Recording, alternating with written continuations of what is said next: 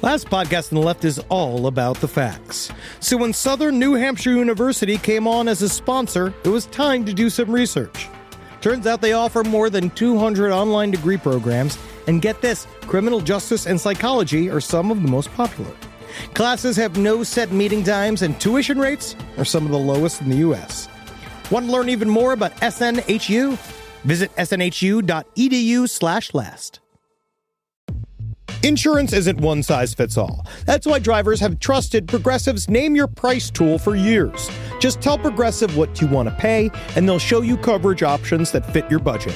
Visit Progressive.com to find a car insurance rate that works for you. Progressive Casualty Insurance Company and Affiliates. Price and coverage match limited by state law. Hey there, dudes and dudettes. Time to wax up your boards and go catch the big wave over at the LPN Beach Blanket Bingo. One night only at the Balboa Theater in San Diego, October 20th. Come and check out all of the cool cats and the crazy dogs at LPN. Every show in the entire network, each one pulsating and grinding in front of you for your entertainment pleasure. We're all gonna catch the big kahuna. And I'm talking about that big greasy guy. I'm talking about a wave. Ew, it's seaweed. It's seaweed. Just so you know, it's gonna be inside of a theater, so any physical wetness you experience is your own personal body heat or the sweat of one of the performers. Come and check it out. I'm certain if there's a podcast flavor you need on your tongue, we got the spoon for it. Beach Blanket Bingo, baby. Come on, girls, let's dance.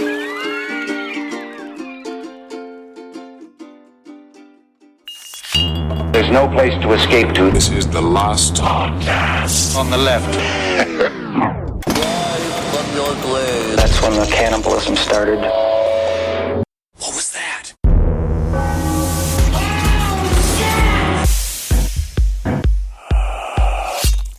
You think you come to my fucking house and we're not going to fucking party? You come to my fucking house and we're not going to play fucking baseball? Oh, we have to hear this fucking song, man. This fucking song, man. You have to listen to the lyrics, man. Man, the things about a fucking song, the things about a fucking mixtape that I love about a fucking mixtape is that I can put the songs in any fucking order that I want to fucking put them into. Because, man, when you buy an album, when you buy a fucking album, they put the songs in the fucking order that they want you to listen to them in. These fucking bands, they show up. No! I fucking love this song. God, I'm just right. This whole script makes me paranoid. Like, just the script, like you know when you have one of those dreams. I don't know if you've ever had one of those dreams where you're like truly either watching a crime being committed. I've had this happen, or you've like, I had a horrible dream where I watched my father kill a man, right, with his bare hands, right? Fun, good way to start. Good to see him get out of bed. It's like, Daddy, you're doing so well. But you know, like when you wake up and you're like, just thank Christ that's not real. Yeah. Like, thank Christ that was just an anxiety-ridden scenario. My brain Every just night. immersed me. Yeah. And it's nice to read this script, and it's one of those where like, thank Christ, none of these are me. Absolutely not. None of them are any of us. Welcome to the last podcast on the left, ladies and gentlemen. Yes. I'm Marcus Parks. I'm here with Henry Zabrowski, and sitting in for Ben Kissel, we got Ed Larson. How you doing? What's going on? I ever tell you about the time I went to jail, and I had this dream when I was in jail that aliens had taken over the world. And the only way you could tell they were an alien is if they bled red or they bled green. If they were green, they're an alien. You had to kill them. Yeah. But they looked like humans. They looked like us. You know. Okay, And so yeah, I'm yeah, going yeah. around with my friend Tucci. Sure. And we're going around. We're trying to find out who's an alien, who's not. We go to her mom's house. She's acting all weird. We shoot her in the head. She bleeds red. Jesus fucking You know? Christ. And I wake up in jail, and I'm like, thank God. I'm so glad he's on the show. Just to remind you, Mr. Kissel is taking some time away from the show to take care of his mental and physical health, and that's why we got Old Bear sitting in. Because honestly, in terms of displacing water, Yes. you're pretty close. Oh my God, I love salmon. But He's people getting know me there. as a piggy boy. Yeah, I know. Of course. Oh, of I course. know. Yeah. I prefer you as an orangutan man. Yes, well, not according to the fans of last podcast when I get harassed in the streets and they call me Pigman and Oinket Man. Hey, again, That's our street team. Okay? How dare you come at our street team? So this episode, we are on to John Holmes and the Wonderland Murders, Part 2. Dose. So when we last left John Holmes, his freebase cocaine addiction had reached legendary heights. I feel like it doesn't take much to get to legendary heights when you're doing freebasing cocaine. Well, he taught his penis how to use a lighter. Yeah, it's incredible. It's like, look, no hands. As a result, he gotten himself caught up in the drug dealing game as a delivery boy for a group of murderous heroin addicts called the Wonderland Gang, so named because they lived at 8763 Wonderland Avenue. I actually drove up there a couple of nights ago. The house is demolished and is it? completely replaced. It's been Thank God. redone. Because honestly, it was a dog shit house. Did it get dirty? Because that was honestly one of the worst parts. I mean, when I was watching the crime scene walkthrough, I watched all, like, you know, when they show all the bodies. One of the worst things of the whole thing was the fixtures in the home. And I was just like, Bad molding. Where is JoJo here? Where is Magnolia Farms in this? But no, it's a very creepy, narrow street to drive up there to Wonderland Avenue, right off of Laurel Canyon. It's up in the windy Hollywood Hills. It even felt strange. Like, I know that it's now very, very nice and very posh, but you still feel this like creeping sensation, like something bad can happen up here. It's also just weird because it's a bunch of mansions and shit, and it's just like this creepy apartment building in the middle of all of that. It's yeah. very strange. Have you ever spent time in Mulholland Drive at night? You should go. I did a whole David Lynch like experience to myself. You should try it. It's freaky. I actually like driving around the Hollywood Hills alone at night. Oh yeah. Yeah. Don't walk. No. Don't walk. But the Wonderland Gang wasn't John's only source for cocaine. He also fed his addiction through a lunatic nightclub owner and hard drugs dealer named Eddie Nash, who was, again, brilliantly and by all accounts, perfectly interpreted by Alfred Molina in Boogie Nights. Eddie Nash is a murder fist character come to life. You know, I can't, you know, we cover so many different stories within true crime. And, you know, like one of my favorite things is like the hidden kind of characters and all of the mishigash. And Eddie Nash is one of my favorites of all of them. Because strangely, he's a son of an immigrant. He's an immigrant himself. He's out here working hard. Yeah. And a lot of this is really about him expressing the American dream. Now, Eddie was a Palestinian immigrant whose real name was Adel Garib Nasrallah, and he'd arrived in Los Angeles in 1951 at the age of 22. As many do, he tried his hand at acting, but earned only a small role on a TV Western called The Cisco Kid that had very few gunfights, but lots of bullwhips. Hey, come here, fucker. Come here, fucker. Let me look at that screen. Let me look at that screen. I don't fucking understand. Why am I over here and I'm small in there? Why the fuck? Why the living fuck am I over here and I'm this size, but I'm small over there? Well, you'll like this, Henry. As a consequence of his time on The Cisco Kid, which was very whip-heavy because it was a show for kids, Eddie Nash himself developed his own obsession with whips. Fuck yeah, man. Oh, yeah, well, you got to train. Yeah, it's the only weapon you could bring to your mother's house, and she thinks it's a belt. But after Eddie's acting career petered out, he opened a wildly popular hot dog stand on Hollywood Boulevard called Beef's Chuck. Yeah, dude. Oh, yeah. Straight into the hot dog business. Oh my God. Do you think he put like beef on top of the hot dogs? No, man, I don't know why he called it Beef's Chuck. Yeah, like maybe just like ground beef on top, like chili, maybe chili dogs. You've got to put beef in the name of the fucking restaurant, or they will think this is some kind of turkey fucking bullshit. Because I also think that hot dogs, like, would you say health-wise, I think hot dogs do just about the same amount of damage as cocaine. So it's like he started in the illicit substance industry, and now he really graduated. God, I mention hot dogs once to the two of you, and it immediately goes to like it immediately goes to you guys just fucking fantasizing about hot dogs. I had a hot dog at the movie theater last night. Disgusting. That's actually quite disgusting. But you know what I've also realized when people talk about, you know, like calamari, they're all like, you know, actually a lot of times it's like pig asshole. Sure. Right? What if it just turns out we as a country love pig asshole? And that's just what it is. We just like it. Yeah. That's a lot of pig assholes. I've consumed an entire bag of frozen calamari before. Yeah, but what about it's got the little legs? I love all of it. What's that? That's the only one that's they not can't. a pig asshole. No, I want to say that's like the bottom of a pig's fucking pussy. That's how you know it's real. If it's got no tiny legs, that's how you then know it's pig asshole. Yes. Well, by the mid-70s, Adele Nasrallah had become Eddie Nash, and he'd made enough on hot dogs and various other murky sources that he started buying real estate across Los Angeles, and he soon turned that real estate into a string of nightclubs that catered to all types. Got a fucking disco? I've got a roller bakery? It's fucking incredible. Eddie had a strip club called the Kit Kat, a bus stop joint across the street from Mann's Chinese Theater named the Seven Seas, Cool. the first gay club in LA to allow same-sex dancing, and a jazz club. So he somehow awesome. he crimed his way into being woke.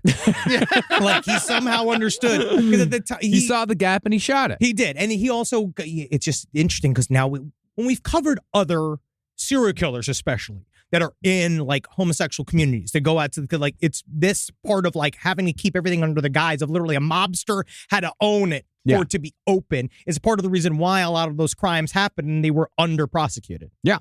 But interestingly, Eddie also owned a club on Santa Monica Boulevard that is incredibly important to the Los Angeles punk scene and the hair metal craze of the 80s. This venue was called the Starwood, and it also operated as a Quaalude depot. Ooh, that makes sense. Man, welcome to the depot. Yeah. It's an away from Home Depot. I can't. Yeah, Quaalude Depot sounds incredible. I do know that we couldn't find him for Wolf. No one could find him. No, Quaaludes don't exist anymore. Yeah. That's proof that they don't exist. Yes. Well, the Starwood was one of the only two places in the late 70s that would host punk shows. And in addition to launching the careers of punk legends like the Screamers, X, and the Circle Jerks, this was also where Quiet Riot, Motley Crue, and Van Halen got their start. That's crazy. So this is like your hot dog stand. It really is. Yeah. We actually, listen to our series on the Screamers on No Dogs in Space. We go fully into the Starwood and like all the weird shit that happened at that place. Now, did they have an acoustic album? The Screamers? They actually have no album at all. They're the most legendary band to never record an album. All we have is demos and live performances. It's actually one of the greatest tragedies of 20th century music that no Screamers album exists. That's such a Marcus music opinion that he loves music that does not exist. It's so hipster that it literally does not materially exist. It exists. It exists in the form of demos, and they did a couple of videos, but they never went into the studio and recorded an album. It's like my favorite cryptid is Black Santa. Where is he? But perhaps because the Starwood was the least respectable of Eddie's clubs, he used it to sell Quaaludes by hiding in plain sight.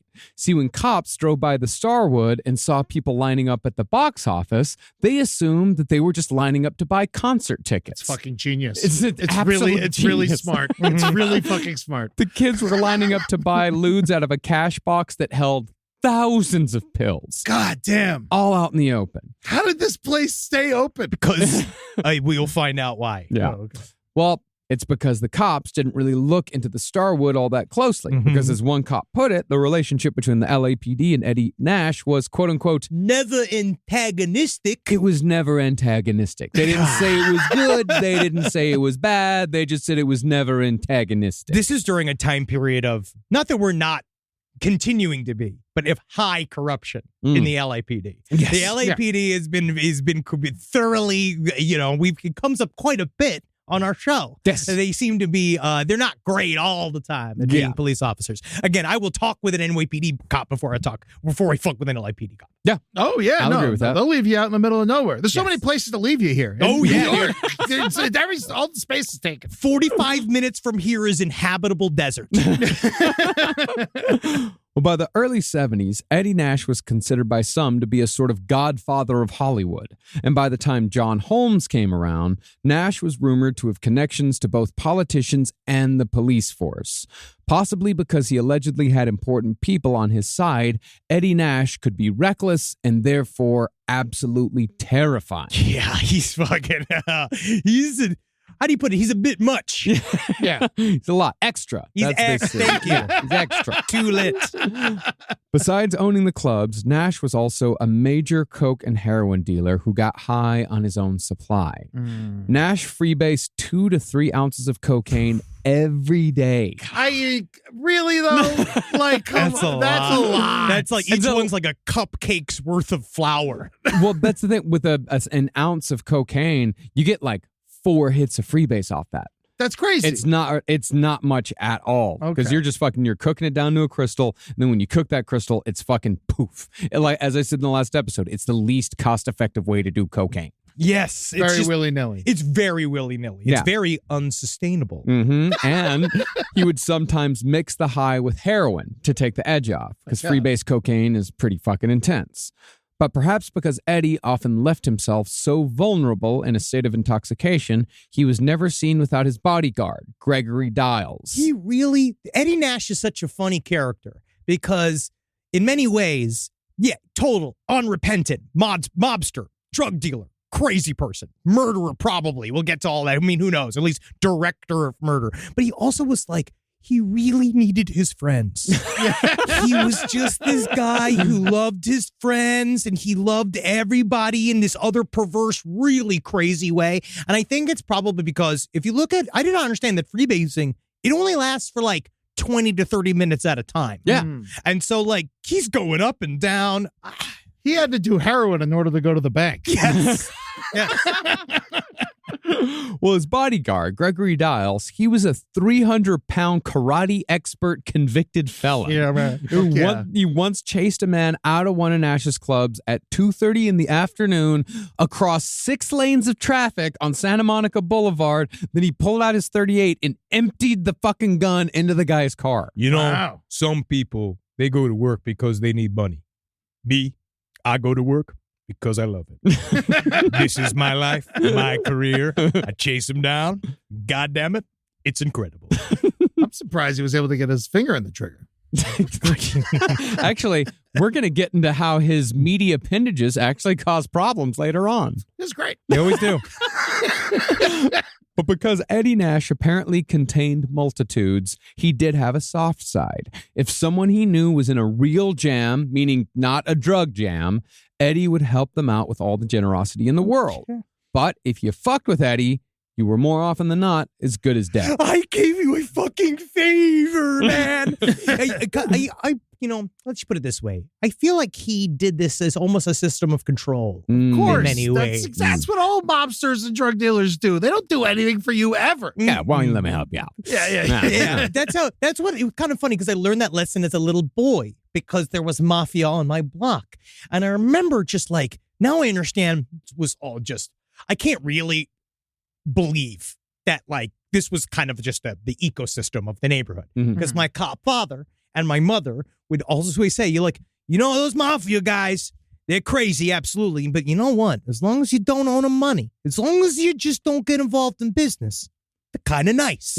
And you're like, because they build playgrounds and shit. yes, but it was, then you find out like, no, that's not true. No, No, nice. it's all bad. Yeah. Did you ever like run errands for them? Yeah, I told you this story. I told you Yeah. about how they used to give me like, I used to go across the street. They used to give me a little bag and they were like, take this over there. And then I'd come back, it was this little corner store and I'd come back and they had a soda machine. And then I thought it was so impressive that they put on the soda. It was free. And they'd click the thing and the free soda would come out. And I was just so spent like, man, it's incredible. But yeah, I was a mule. They Yeah. were crime grooming you. Yeah. Like if you would have kept going, you would have ended up just fucking right. Like eventually, once you was trusted, life could have gone a different way. But I never would have been made because I'm not fully Italian. Yeah. But they would have loved to take advantage of a cop's son. Oh, nothing would make them happier. Yeah. Well, as it went, Eddie Nash's friends were just as dangerous as Eddie. Reportedly, he was friends with the godfather of the Israeli mafia. He had been linked to the death and dismemberment of 2 Israeli nationals at the Bonaventure Hotel in downtown Los Angeles. According to the police, the bodies were dismembered in one of the rooms and removed from the hotel in a large suitcase and a garment bag, both of which had been purchased in the lobby. It's definitely not kosher. We're going to have to throw out these plates too. Parts of the victims, including a woman's head, were subsequently found in 4 dumpsters right around here in Sherman Oaks. That's so exciting. Yeah. All of this history is right around us. I love when things take place where I am. Yeah, it's like we're in Rome. Now, Eddie Nash had become such a coked-up weirdo by the time John Holmes came on the scene that he hardly ever left his ranch house located in a cul-de-sac at the bottom of the hill that separates Hollywood from the San Fernando Valley. Great. This house was located not 5 minutes from 8763 Wonderland Avenue. And to kind of set the scene a little bit, is like these types of homes, LA homes are interesting because they look kind of like ranch style. But I find that a lot of like LA homes sort of like expand on the inside, like when you get in, to the like back. especially in this neighborhood, like it looks like a small house when you arrive, and then you open up the door and it actually kind of goes back into sort of a long, like kind of sprawling thing, and you can kind of see how this is the beginnings of a great place for a literal mythical monster to live inside of. Yeah, because you can really fortify them really well. Oh yeah, because you got one entry point. Mm-hmm. Eddie's body had also taken such a beating from years of drug abuse and its consequences that by this time, one of his lungs had been removed. He was missing part of a sinus cavity because of, excessive cocaine use. Get at it, go! Sorry, I had to turn it to an HOV lane. And he had a steel plate in his head for God knows what reason. To protect my fucking brain from clouds. Guys, I'm sick of having this conversation. Let's listen to Jesse's girl. But along with Eddie's other eccentricities was a habit for collecting rare and expensive objects. Located within his home was a huge collection of jade, ivory, crystal, and silver. In addition, he owned an original Rembrandt, and most of his furniture was of the highly expensive Baroque antique variety. Crystal ain't worth shit. It's not. It's glass. Why is crystal still a thing? Oh my God. When I tried to sell my mom Schwarzkys, you should have seen the looks I got. Oh, yeah. No one gave a fuck. You bring all of your mother's precious memories to a man to sell, being like, listen, I'm selling all this. We're trying to get her a gravestone. And if you could possibly have take one of these glass owls. And he's just like, one look at it. Dog shit. Throws it in the trash can. Here's 2 quarters. Like bounces it off your tits. Thank you. No, I don't know how Swarovski's a fucking scam. It's a scam. And The whole fucking place needs to be taken down. They've had it too good for too long. You can fucking email me, sidestorieslpotl@gmail.com, Mr. Swarovski. You're trying to take us down with the cease and desist. We were at the mall together. They're opening the new Schwarzky store. It's why a brand Who's this for? Who is this for? A new store? I don't know. You know what? I think when we went to fucking Disneyland over the break, there were fucking Swarovskis like in downtown Disney. Yeah. On the way into Disneyland. It's for Mimus and Papus. Yes. It's to be like, I brought you this is it. I bring. You know what I mean? Like you bring it's something you leave at a tombstone. I could always tell when my dad wanted the casino because there was a new Schwarzky in the curio cabinet. And that was literally, each one was an I'm sorry. But that is all to say that Eddie Nash had a pretty nice house. I'm sure Or at least it looked nice. It looked like the old lady's house. It looked like a very dangerous grandma's house. Yes. With a bunch of firecrackers hanging around. And this was, of course, a great contrast to the absolute scumbucket of a house that contained the Wonderland gang. But entering Eddie's home would no doubt have given you the same sense of danger. The only difference was that Eddie Nash was just a little classier, even though he was still out of his fucking mind. Yeah. Most of the time, true to Molina's portrayal, Eddie wore a maroon silk robe and bikini briefs. Soon. And That's me. I can't. Soon. And he was almost constantly sweating from the drugs that were running through his system from the moment he was awake until the moment he passed out days later. It's time for my long Christmas nap. I've been awake since Halloween. Nash was also the type of guy who'd want you to do drugs with him as soon as you walk in, asking anyone who came by if they wanted a freebase cocaine from what we'd now call a crack or a meth pipe. He called this playing baseball. Come on, buddy. Hey, you want to play baseball? You want to go smoke some golf? Hey, buddy, have you ever played inside basketball? Come on, let's go. Because you know what it is about Eddie, too, is that, which we kind of understand, you know what it is how, like, he just wanted you to have a good time. This is what he likes, and so you must like it too. Because he can't like freebasing cocaine as much as he wants to unless you're also freebasing cocaine. Yeah. Because you can then all talk about literally the structures of snowflakes again together for hours and hours.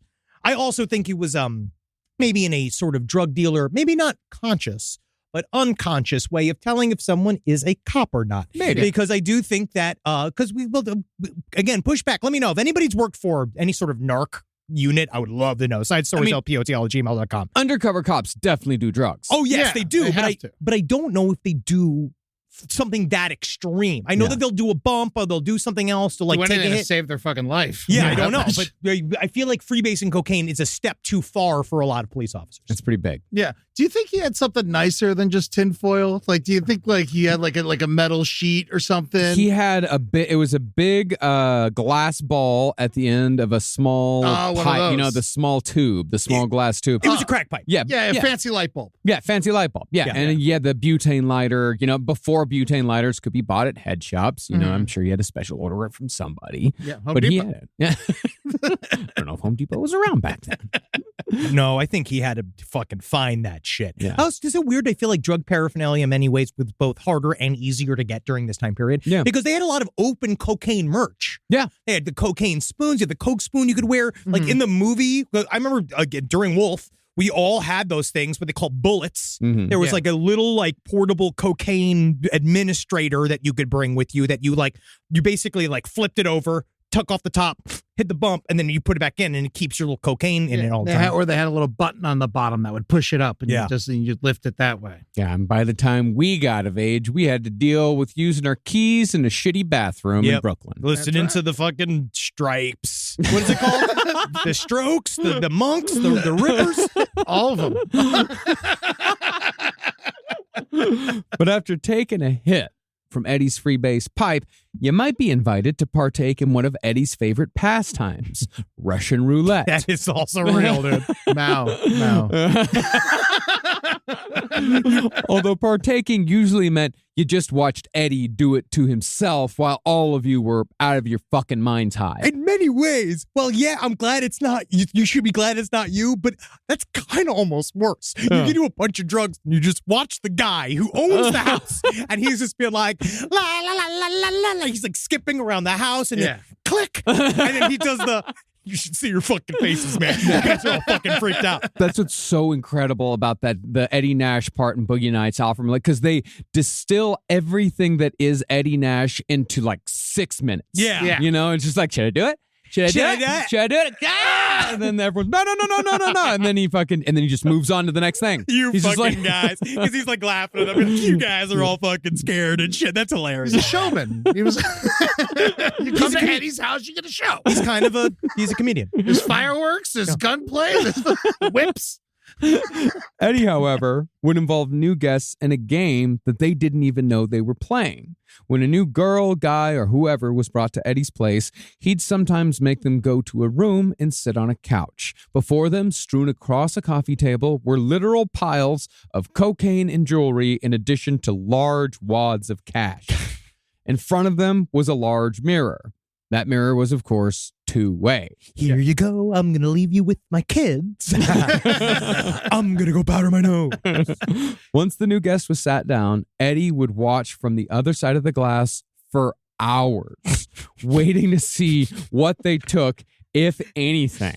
And that was his way of assessing the guest. But thankfully, there was no penalty if you took anything. You were just asked to leave. Yeah. Hey, buddy. That's fucking rude.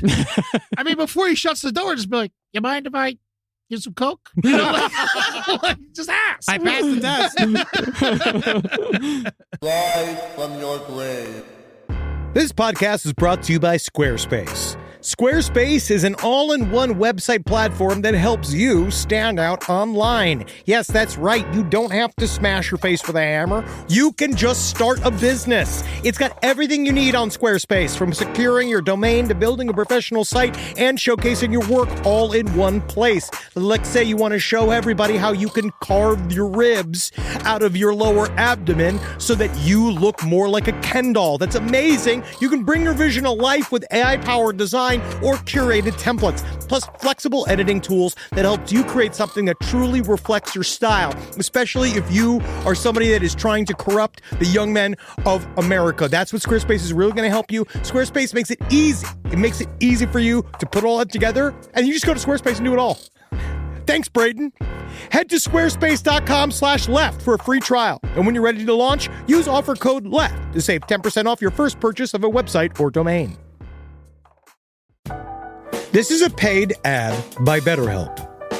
It's so important to remember with the busyness of the holidays, every holiday, Arbor Day, that day about the planet, President's Day.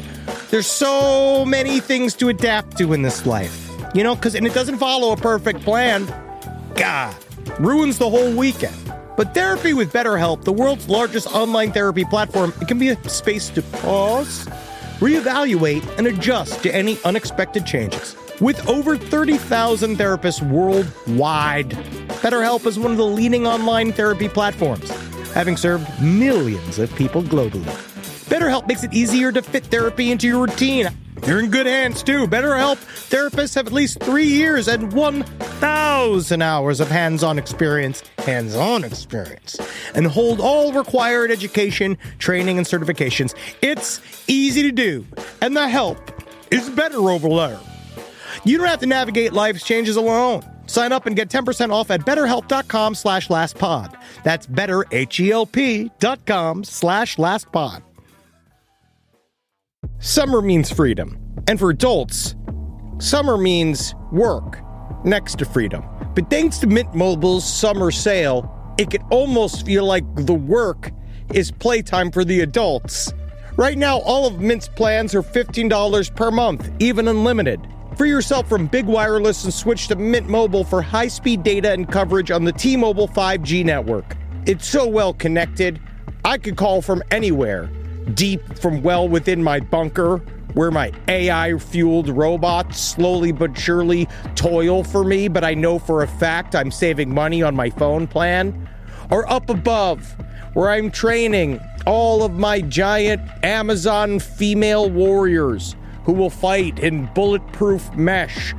Also, honestly, Mint Mobile's really cheap, and it's really reliable, so you should use it. To get your new wireless plan for just $15 a month, go to mintmobile.com/LPOTL. That's mintmobile.com/LPOTL. Cut your wireless bill to $15 a month at mintmobile.com/LPOTL. That's it.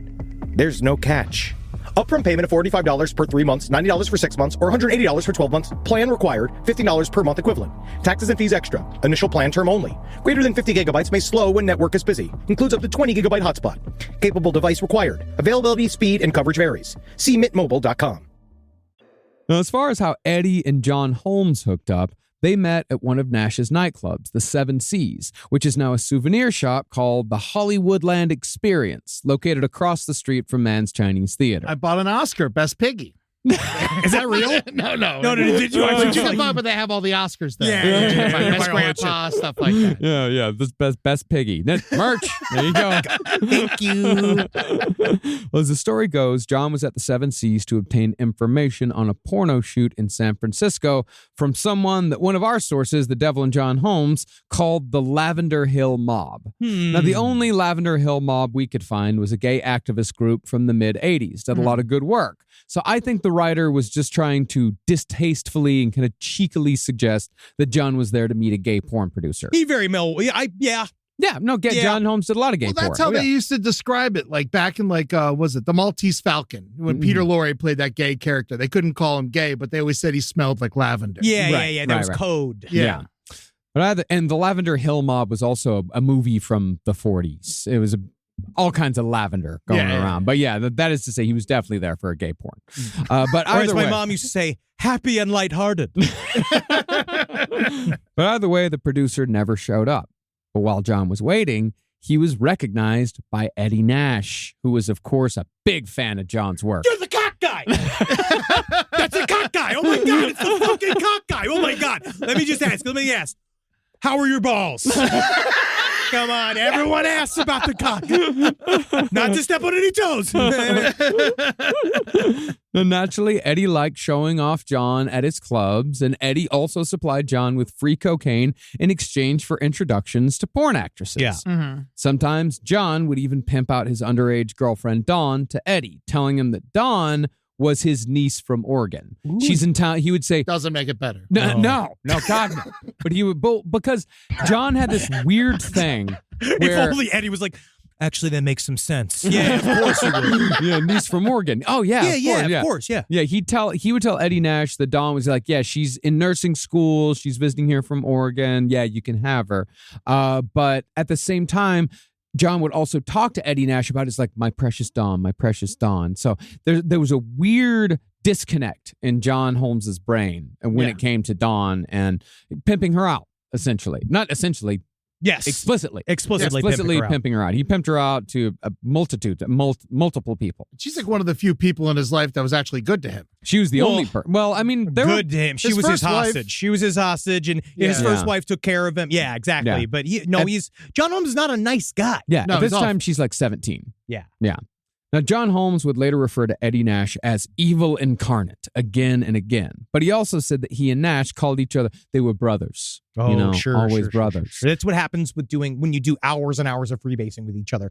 You get overly familiar. Yes. It's again, the scene in Boogie Nights with Heather Graham and Julianne Moore in the room doing cocaine together for hours upon hours. And they're like, let's go for a walk. I don't want to leave this room. I don't either. It's that shit, you know?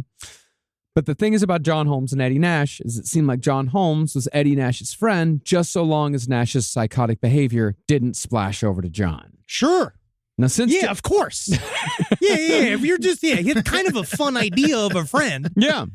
For a second. Yeah, for a bit. But it ain't, in reality, not in the long very term. bad.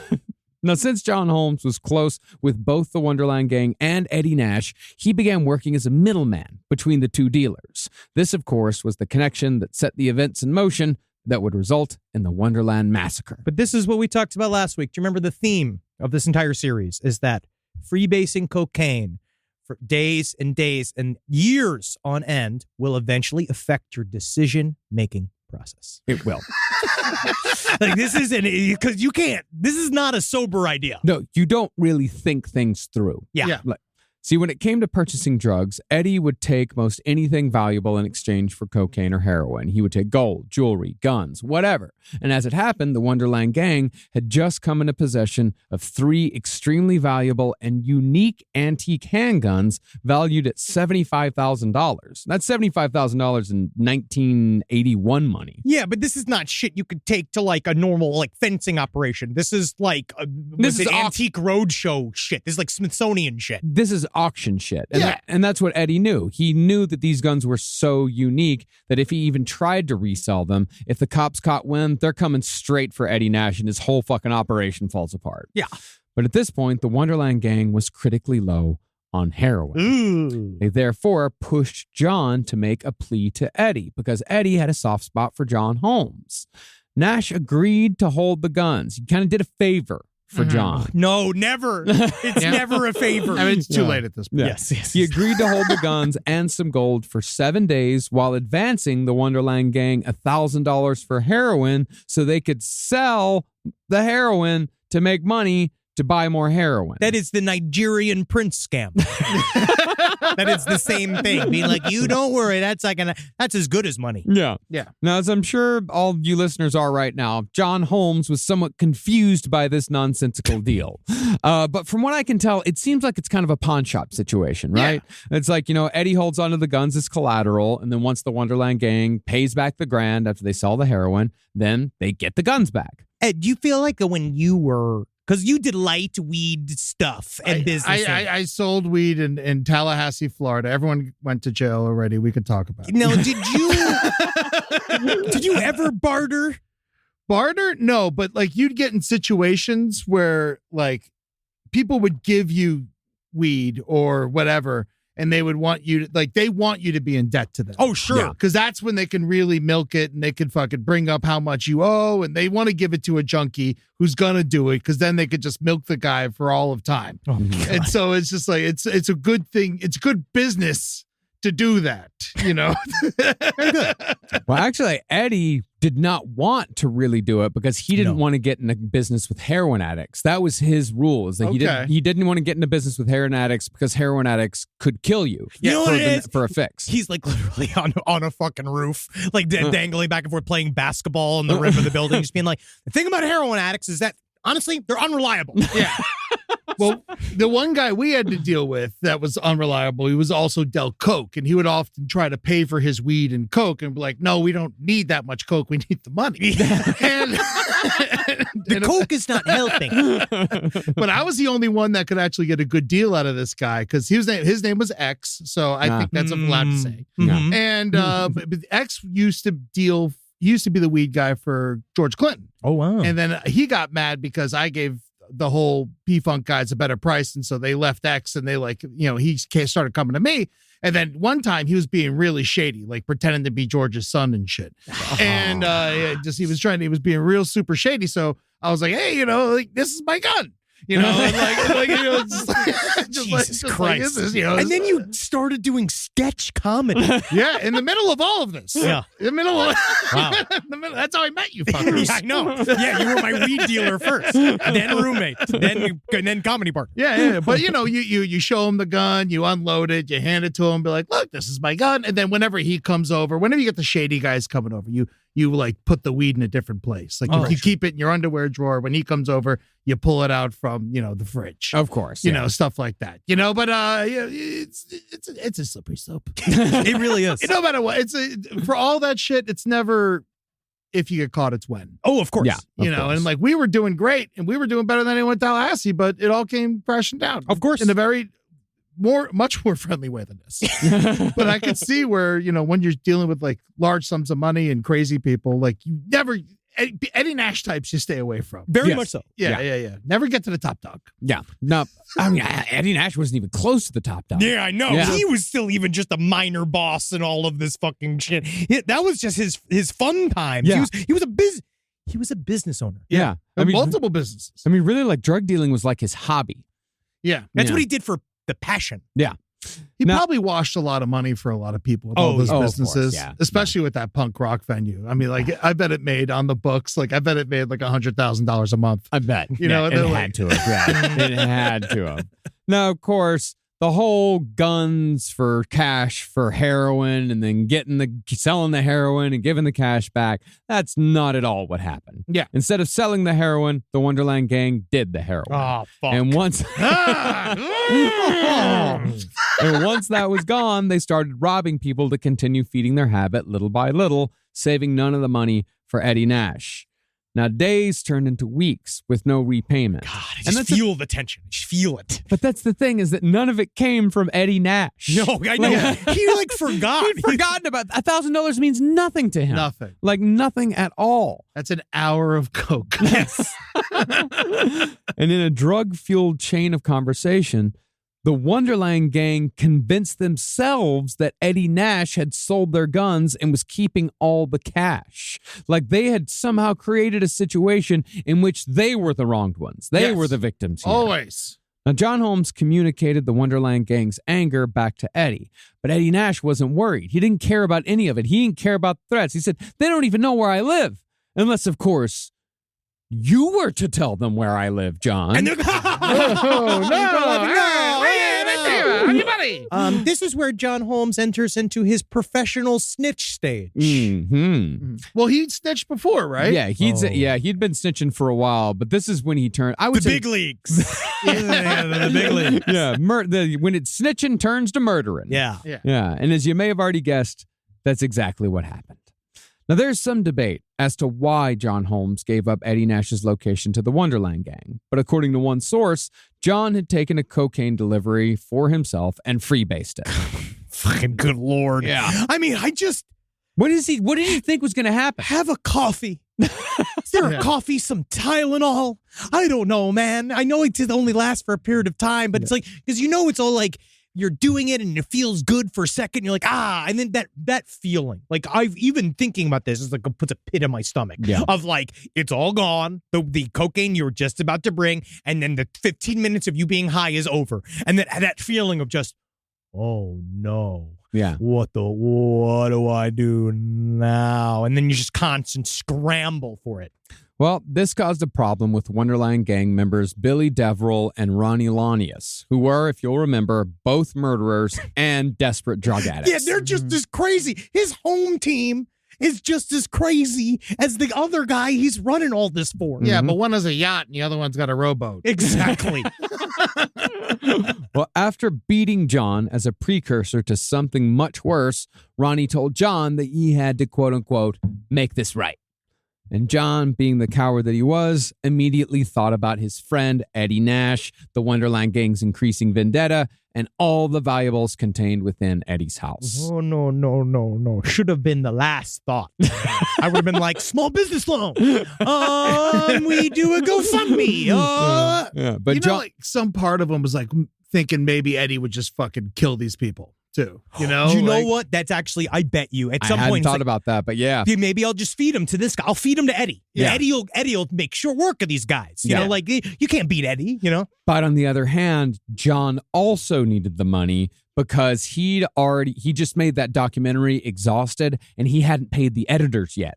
And unless he paid the editors, it's that fucking scene. And we're like, we need the tapes to take to the record company so we can get the deal. And then we'll come back and we'll pay you for the tapes. But we can't pay for the tapes until we get the record deal. I am sweating. This whole thing is so fucking nerve-wracking. So John agreed to give up Eddie Nash's location under the condition that he would get a cut and nobody would get hurt. And so on the evening of June 28th, 1981, the Wonderland gang gathered around their breakfast nook to study blueprints of Eddie Nash's house that John either procured from the city or drew up himself from memory. Like they're fucking Ocean's 11. I'm going to go ahead and guess he drew him up. Yeah. Okay. Let me see if I remember. Okay, I know there's a door. And I know there's a couch. And I know there's a lot of cocaine. And I know that there's you could just see them all just kind of going back and forth and just being like, you know what we need? We need a small guy that can fit in the tiny elevator. What are you talking about, buddy? By this point, John had extensive knowledge of not only the layout of the house itself, but where all of Eddie Nash's valuables and weapons were stored. Namely, they were in the goddamn safe in the goddamn bedroom. Yeah, it's good. It's good. Good Thomas Jane. But if you'll remember, whatever happened to him? He does the little things here and there. He's apparently he's a jerk. Oh, Who would have figured? But if you'll remember, Eddie Nash also had a massive karate expert bodyguard around him at all times. Yeah. Gregory Dials. Yeah. Now, while Dials wasn't always armed, he did keep a sawed-off shotgun in his bedroom at Nash's place. He lived there. Of He was course. always around. Yeah. But to make up for the presence of Gregory Dials, the Wonderland gang added another guy to the crew. An ex-con named David Lind was going to be the one with the gun covering Eddie and Dials while Ronnie and Billy would ransack the house. You see, again, try not to. We don't want to help the audience commit crimes, but if you are going to, like, let's say you want to do a big mass heist. Yeah. My thing I would say is use other people that have just as much to lose as you that aren't brand new. Yeah. Don't bring in just some extra guy. Well, they knew him. You know, like, yeah, they knew him, but let's just say, like, I still feel like he was extra. Yeah. But, I mean, who are you going to use? John? You can't. I guess you can. I Just guess. use a chick. Yeah. Bring a dog. Honestly, that would help. So the first plan that the Wonderland gang came up with was to send John to the front door. Then once Nash's door was open, the Wonderland gang would just bum rush Oh, and yeah. take control immediately. Classic. So your plan was get her.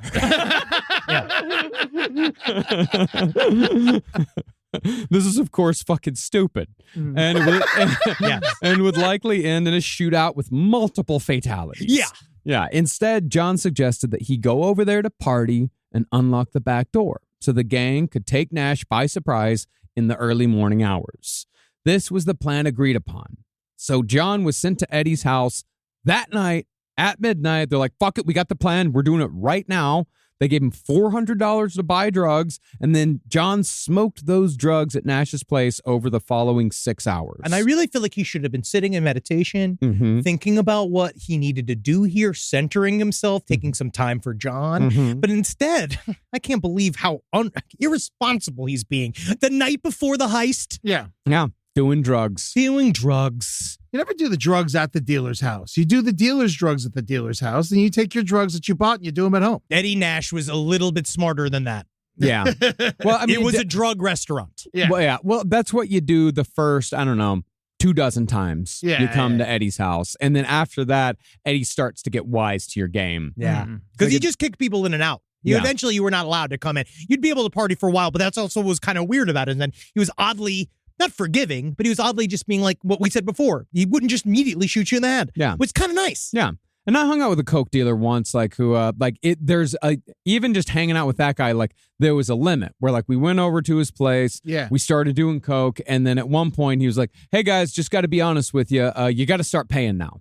He's like, we can keep hanging out. I like hanging out with you guys, y'all are fun, but like you got to start paying for your cocaine. Yeah. Wow. Okay. Okay, and we did. That's called fiscal responsibility. And that was the last time I ever did cocaine. Oh, why? Because it was going to start costing you money. That was also my cocaine rule. I'm not paying for it. Yeah. That's a good rule. That's a good. No, I paid for it that night. It was just such a weird, scuzzy, scummy night, and it wasn't even like in New York. Like it was in Lubbock. Yeah. Like it was such a fucking weird, scummy, scuzzy, awful night.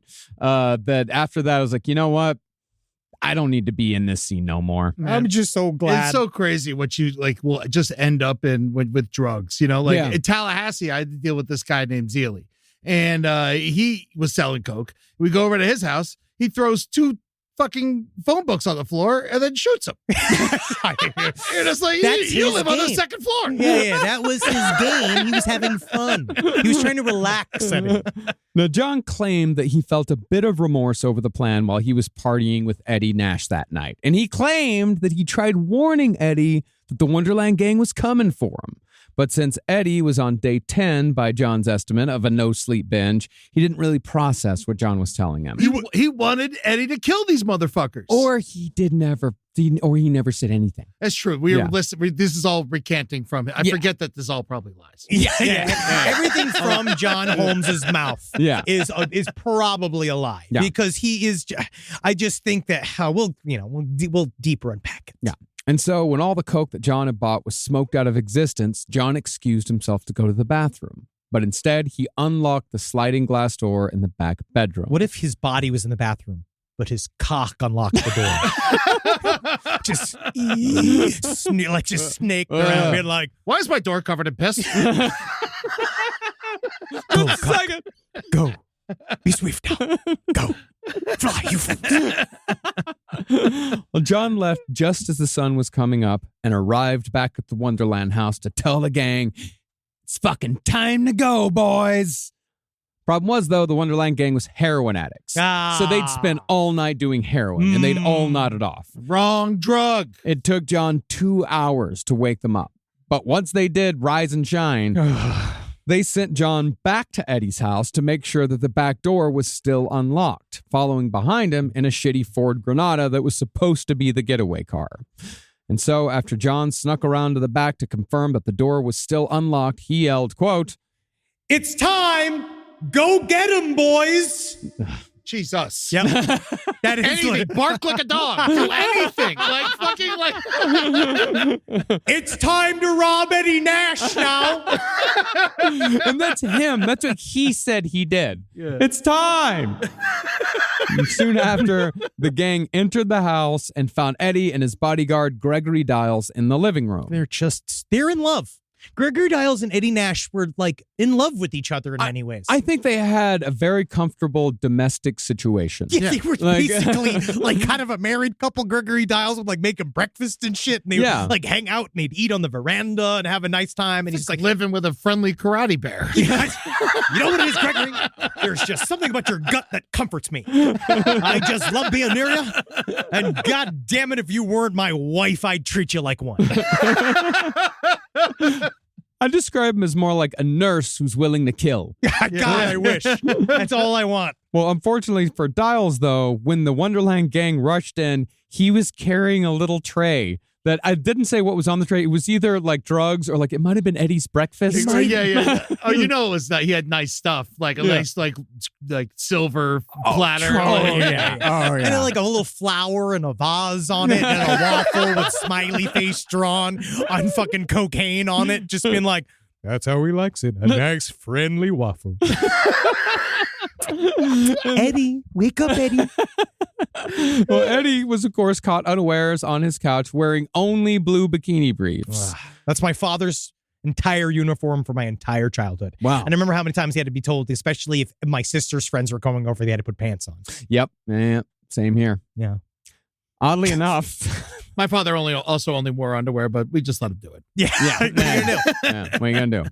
Oddly enough, the Wonderland gang entered pretending to be the police, flashing a stolen San Francisco police badge while shouting, "Freeze, police! You're under arrest!" Yo, hold right there, Mr. Holmes. Hey there. Ignore my track marks. I'm a cop. Police officer, no uniform here. Well, that really didn't seem all that necessary because David Lind, the new guy in the group, he was holding a massively imposing .357 Magnum. Get that goddamn Goddamn, dude. Now, Nash was brought to his knees immediately, while Dials was made to lay on the floor so he could be handcuffed. He was so massive, however, that they couldn't get the handcuffs There to we fit. go. Yeah. Too fat to arrest. God, I love this. This What a hero. This comedy of errors continued when Billy Deverell went to help but tripped and fell into David Lind. And David Lind, who probably didn't have the best trigger discipline, accidentally fired the gun. Jesus. Oh, Jesus. Now, the bodyguard wasn't technically shot, but the .357 was held close enough to his body, and the discharge was so powerful that it caused powder burns that were deep enough to cause bleeding. Because you know, Damn. he's been like, I'm shot, boss. Mhm. I'm shot, boss. And he has to like, you're all just total insanity. Yeah. Yeah.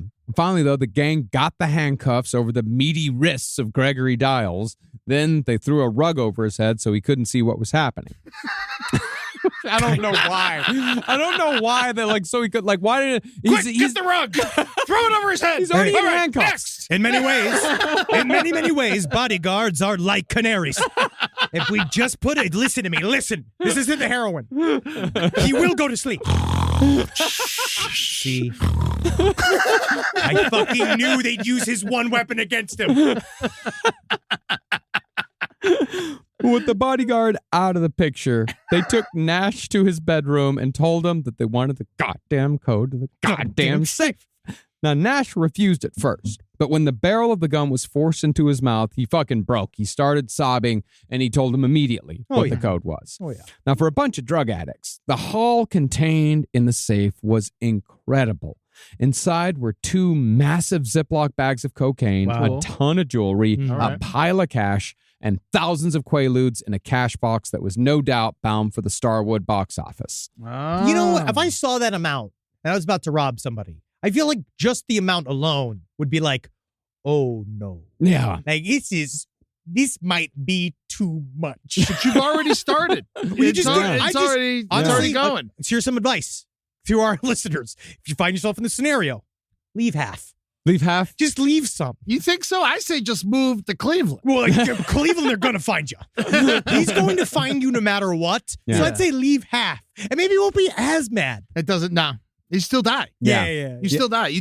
They're already dead at this point. Yeah, you just take it. Yeah. Further searching the house, they found a laboratory vial full of heroin in Eddie's dresser, Gregory's shotgun in his bedroom, and of course the antique guns that had started this fucking mess in the first place. Don't you touch my fucking muskets. Still not happy, though, Ronnie Lanius, who, if you'll remember, had 30 possible unsolved homicides under his belt when he died, he held a hunting knife to Gregory's throat, demanding to know where the rest of the heroin was. But even as Ronnie began to draw blood, Gregory refused to tell him, possibly because there was no more fucking heroin. Or a rug over his head. You take the rug off my head, I'll tell everything you want to know. It's a trick. It's a trick. It was at this point, though, that the rest of them told Ronnie that they had more than enough. So they escaped to their shitty Ford Granada, which took them back to the Wonderland house 5 minutes away. 5 minutes away. Job done. Yeah. Base. I'm back at base. Let's start our day. The whole thing was over and done with by 10 a.m. And of course, John Holmes was waiting back at the Wonderland house, almost giddy with excitement to see what the haul was, and therefore how big his cut was going to be. See, the agreement beforehand was that the three guys who went in to pull off the robbery would take 25% each, while John and the driver would split the last quarter. Okay. Pretty standard for a robbery. Predictably, though, the Wonderland gang ignored John when they returned and walked right past him to the back bedroom to take stock of the loot. This had, of course, been a last-minute change to the plan, because between the house and the getaway car, the three robbers decided to short both John and the getaway driver. Classless. Utterly. Where's the respect? Where's the respect for the game? Is this friends? a goddamn it's a blunder squad. Like, these guys are all, I mean, the one relief that we have about this whole grisly scene is that all of these guys are unrepentant moron criminals. Oh, like, this is one of these, just the constant fuckery between each other. It's so funny. Even John Holmes would even like believe that they would all be cool. Like, all this, like he's learning. There's an inability to kind of learn here. Yeah. To kind of absorb a lesson. there really is. And that's the thing, is that It's nobody... freebasing cocaine. I think it's really hurting a lot of the being present in the moment. Yeah, you kind of skip through all the dotted I's and cross the T's. Yeah. I'm a broad strokes guy. Well, nobody at Wonderland liked or respected John anymore. Like, I mean, he'd gone from being a hip porn star in the beginning, then he was just a big dick party trick. John, show him your dick. And by the time of the robbery, he was seen as a pathetic thief and a drug addict who'd sell out his friend at the first sign of trouble. I mean, he just did. He just did. did it with Eddie Nash. He's all he's ever done. He's going to do it to you. Yes. That's the thing. And all, they'd come away with 8 pounds of cocaine. 8 pounds. Damn. 5,000 Quaaludes. A kilo of China white heroin. $10,000 in cash. And jewelry worth $150,000. Jesus Good fucking Christ. Lord. And out of all that, they gave John Holmes $3,000 and a little pinky ring. And he would know either way. Well, he no, wouldn't even knew. know. Yeah. He knew. He was like, he said there was way more at Eddie Nash's house than that. And when he complained, they punched him in the stomach and beat him with a walking stick. As he deserved. Yeah. Yeah. Yeah, as he deserved. Do you think that it's possible they could have beat him with his own penis? I actually think Eddie will do that later on. No. Rise from your grave. The first few weeks back at school set the tone for the rest of the year. iExcel helps kids build confidence and get up to speed fast. iExcel is an award-winning learning platform that helps kids truly understand what they're learning, whether they're building math confidence, strengthening reading and writing skills, or reviewing science concepts. We know our little Carmelita is doing extremely well in chemistry, to the point where we're almost concerned. Her experiments are taking her to the edge of knowledge and bringing her to questions of not whether she can do what she wants to do, but whether she should. And Wendy's learning a lot about the Civil War. And from pre-K through 12th grade, iExcel offers personalized interactive learning that adapts to each child's level and pace. Like, it balances Wendy's love of chicken with her love of the Civil War. But it's still wonderful what iExcel helps her to get leaps and bounds beyond the other children at school. iExcel is used in 96 of the top 100 school districts in the United States. 96 of the top 100! Studies show kids who use iExcel score higher on tests, and also higher on whether or not they're going to get any snackies after their main dinner. Make an impact on your child's learning. Get iExcel now. And Last Podcast on the Left listeners can get exclusive 20% off iExcel membership when they sign up today at iexcel.com/left. Visit iexcel.com/left to get the most effective learning program out there at the best price. Is there anything better than a summer evening outdoors? Enjoy your space to the fullest with new greenery from fast-growing trees. I love a big, thick bush. Fast Growing Trees is America's largest, most trusted online nursery, and they can send me a big, thick bush any time of the day. It arrives at work. It arrives at my car. I can pinpoint on a Google map where it is. Send me a big, thick, brown bush. And they send it immediately when they have it, because sometimes the shaver comes to town. I remember one time I ordered a cherry wood tree from Fast Growing Trees. And my God, I couldn't cut it down, no matter what my father told me to do. I had to lie to him about it. And next thing you know, I became the first president of the United States of America. And even you can become the first president of the United States of America with Fast Growing Trees. Right now, get up to half off select summer planting essentials, plus get an additional 20% off your first purchase with code LEFT at checkout. That's an additional 20% off at fastgrowingtrees.com with code LEFT at checkout. Offer is valid for a limited time only. Terms and conditions apply. In the United States of America, there's a break-in every 26 seconds. That means somewhere, right now, an intruder is getting closer. The problem is most security systems only alert you after a break-in has already started. That's too late.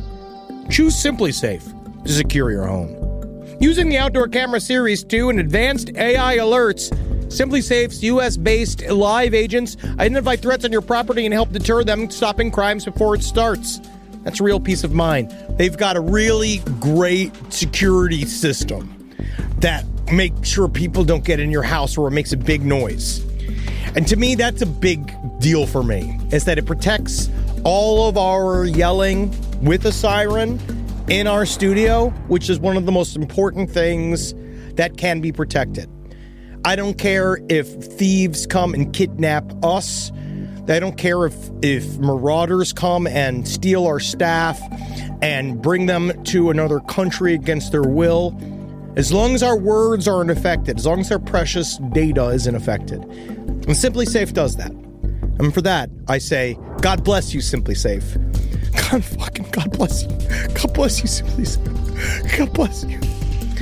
Experience greater peace of mind with SimpliSafe, now available with an exclusive discount for our listeners. Right now, you can get 50% off your new system by visiting simplysafe.com/LPOTL. That's half off at simplysafe.com/LPOTL. There's no safe like SimpliSafe. Now, Eddie Nash didn't immediately figure out that John Holmes had been the facilitator in the robbery. Since John had been the middleman between Nash and the Wonderland gang, Eddie didn't know what the Wonderland gang looked like. So he didn't even know that it was the Wonderland Look gang. for long hair, shitty, dumb shoes, bad shirts. I don't fucking know.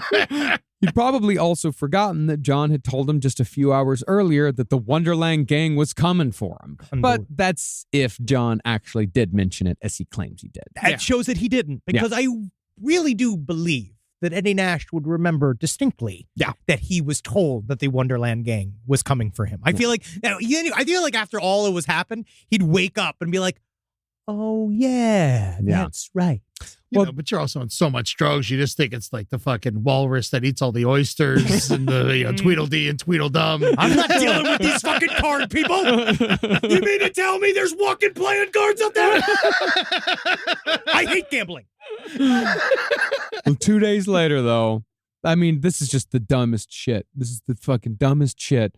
John Holmes ran into Gregory Dials at the liquor store. What? Immediately, Dials noticed that John was wearing one of Eddie Nash's very distinctive stolen rings. It's probably like an E and an N and diamonds on it. It didn't take him but a second to put two and two together. It's just boom, bam, there it is. Okay. And from the liquor store, Gregory Dials walked into Eddie Nash's house, dragging John Holmes by his stupid white boy afro in the midst of a party.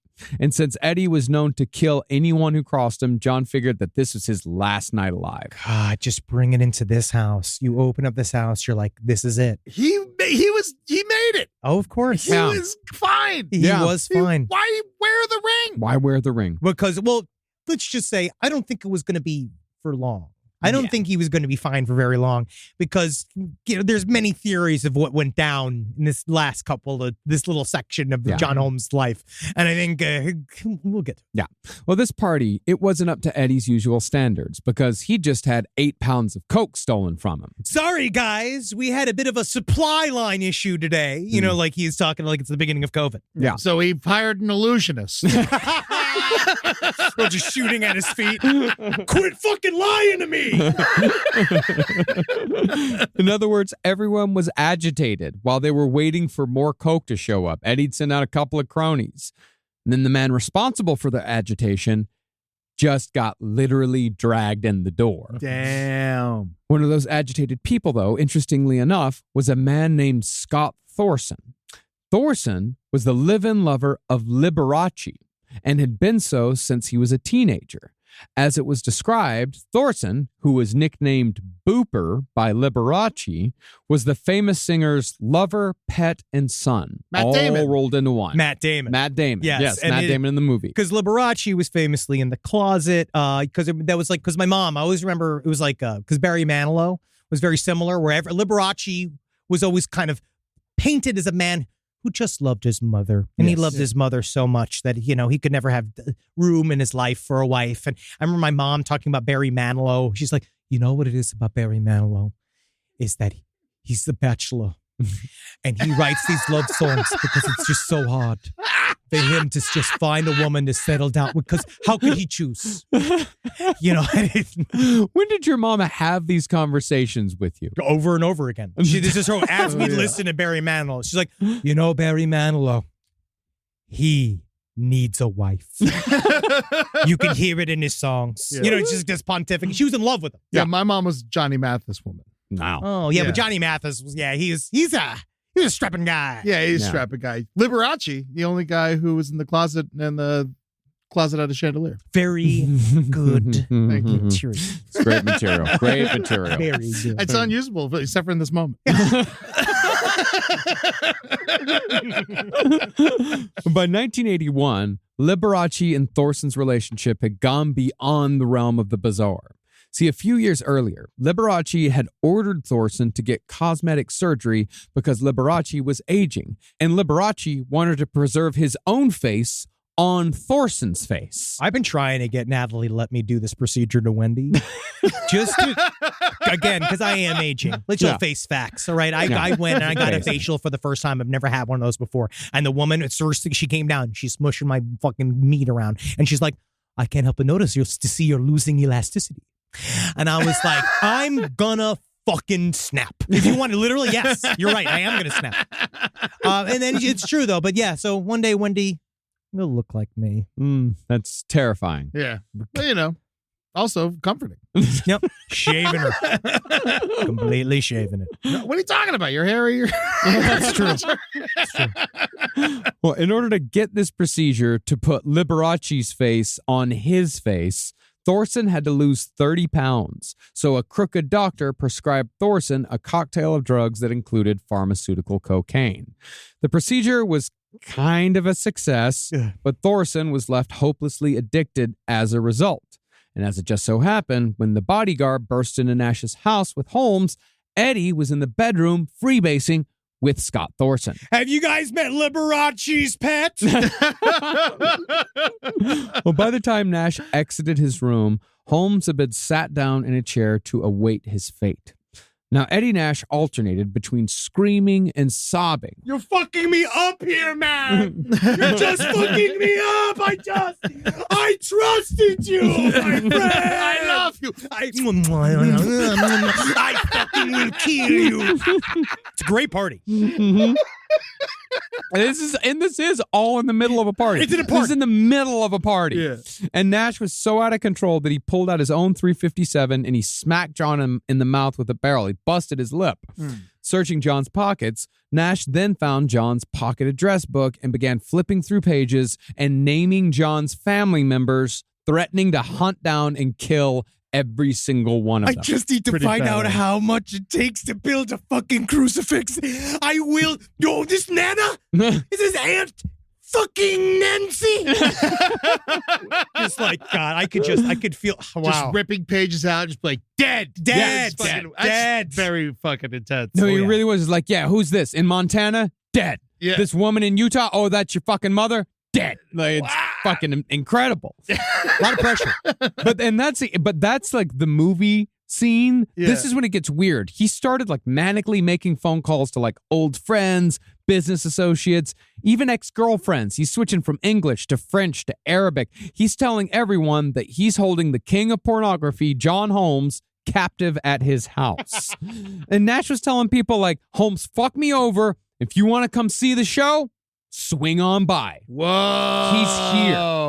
Now, John claims that for 14 hours, Eddie, Gregory, and even more bodyguards tortured him in a room just off the entryway as his hands were bound by electrical tape and blood poured out of his mouth. I love this whole scene because it's just out of the movie Society.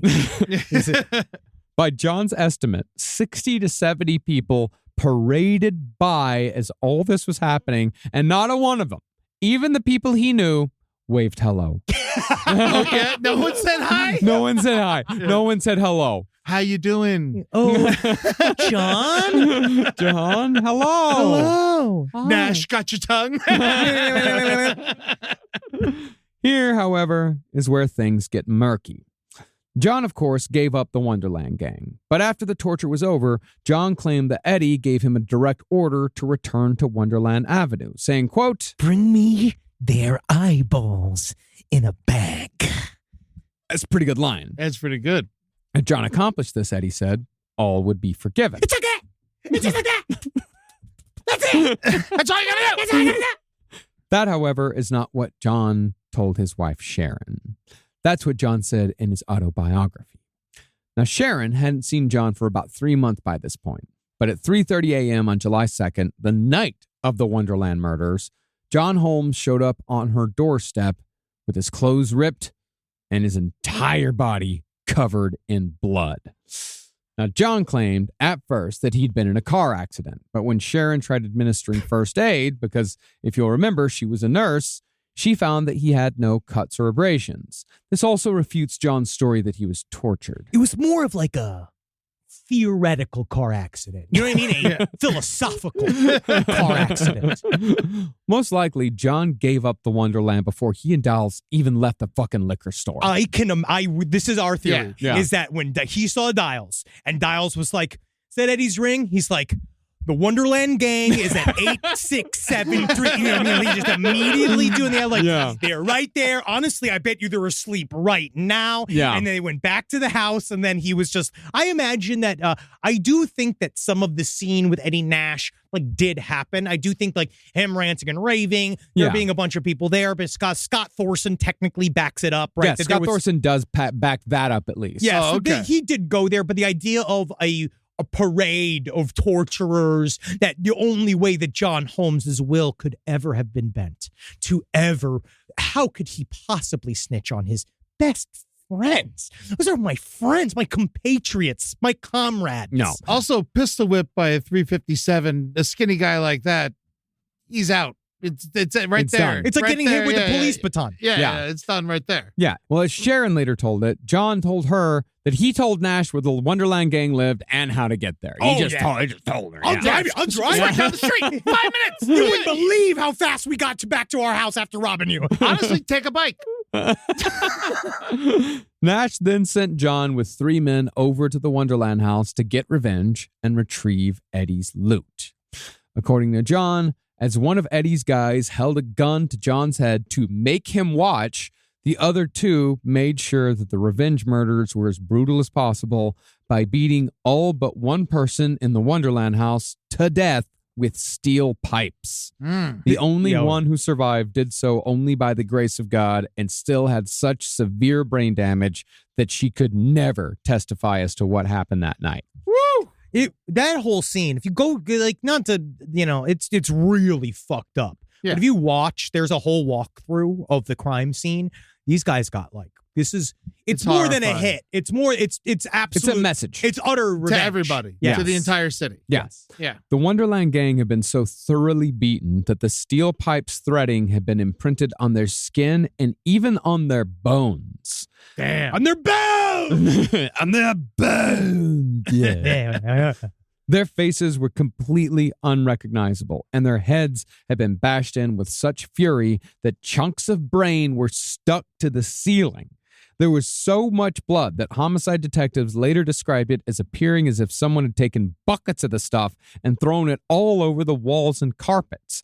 The only evidence linking the crime to anyone was, of course, a bloody palm print left by John Holmes Jesus fucking Christ. in the room where Ronnie Lanius's body was found. Hey, look at this, Detective Martinez. I see this kind of line in the carpet here. I'm pretty certain. That's a cock trail. Holmes, however, told an entirely different story in his autobiography. No way.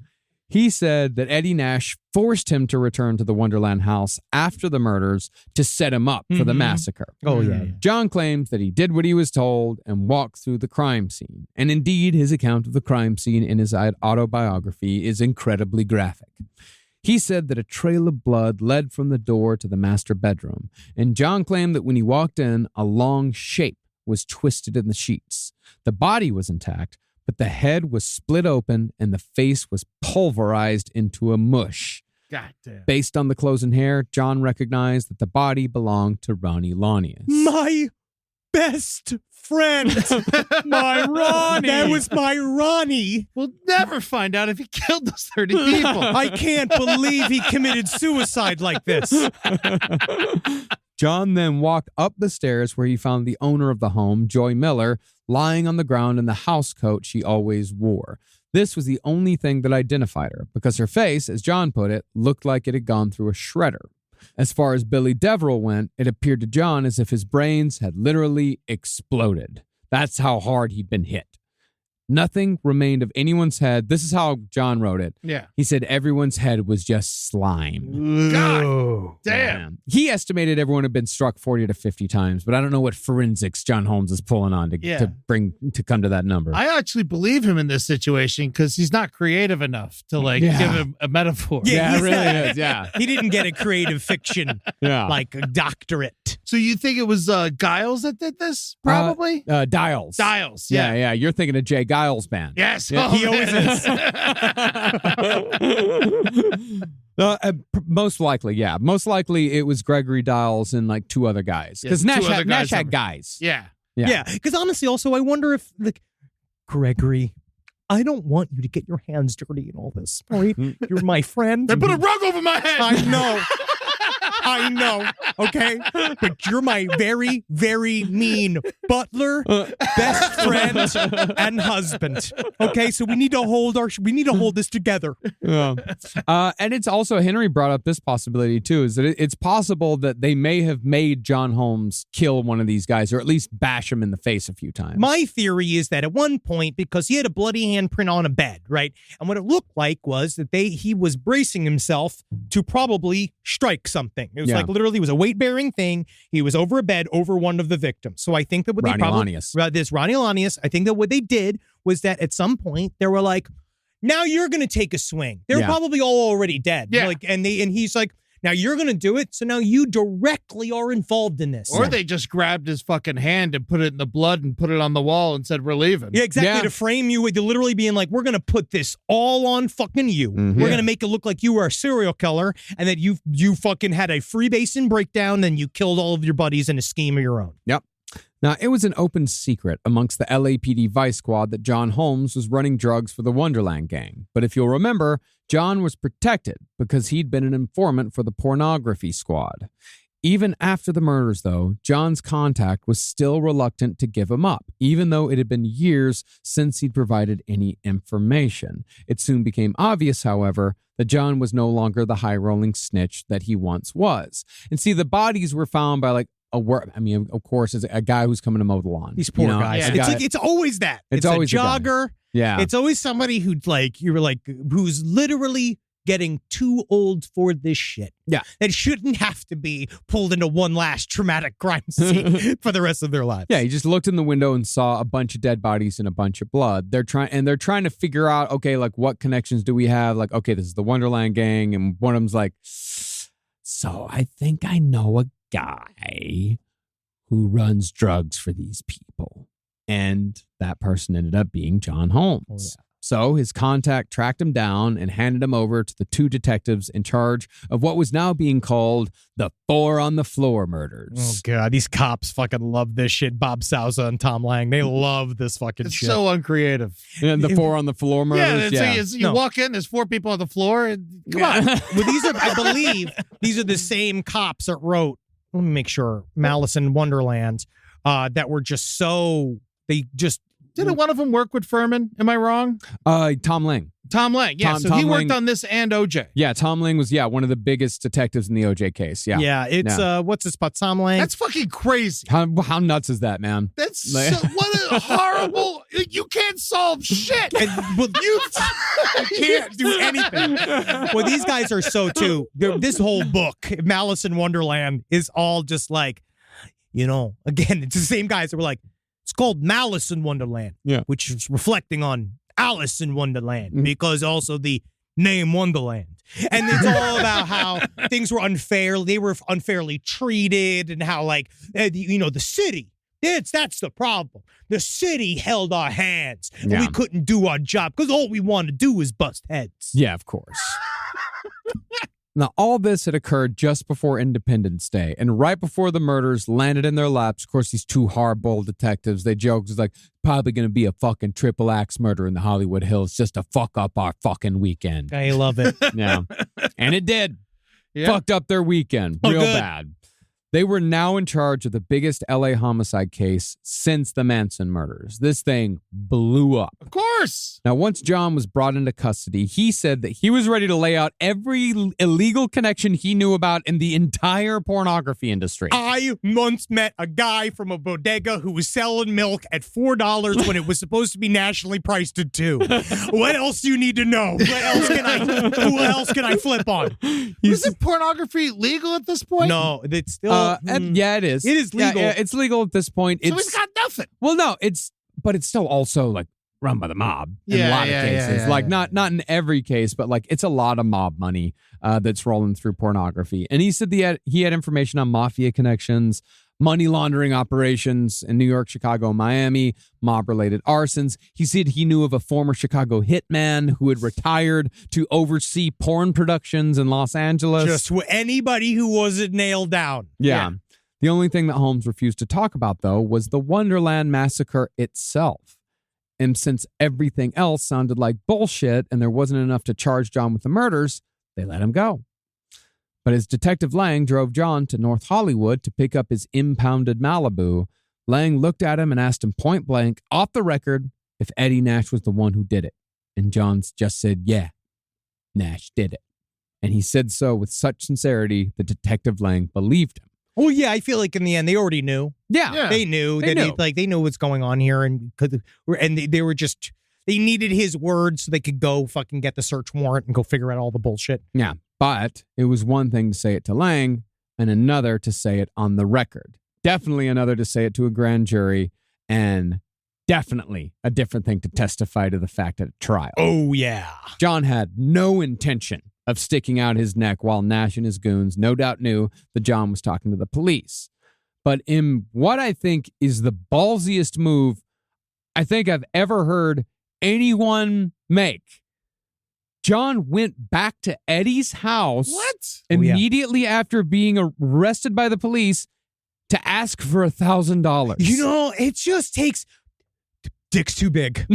We brought this up last episode. Yeah. Dick's too fucking big. This is like, there is no reason for this level of confidence. No. There is no fucking reason for him to think that he is remotely correct. It's just like, and I guess it's the audacity, the straight audacity. They're all like, like literally, you fucking. It was so crazy. They were like, sure. Yeah, I guess. Kinda.